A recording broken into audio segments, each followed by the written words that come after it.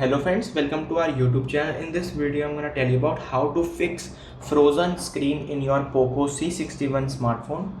First you have to, if your screen is frozen, then you have to click on volume up button, down button and power off button, three buttons at the same time. Then it will restart your mobile phone and your problem will be solved.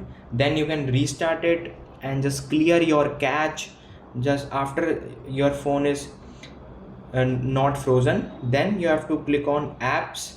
Here you have to click on all apps and you have to clear cache of all the system app settings like career settings. Like this, you can see Google Play career settings. Click on storage and cache, clear cache it, and it will fix. I hope you like this video. If you like this video, then subscribe to our YouTube channel for more helpful tips and tricks videos. See you next time.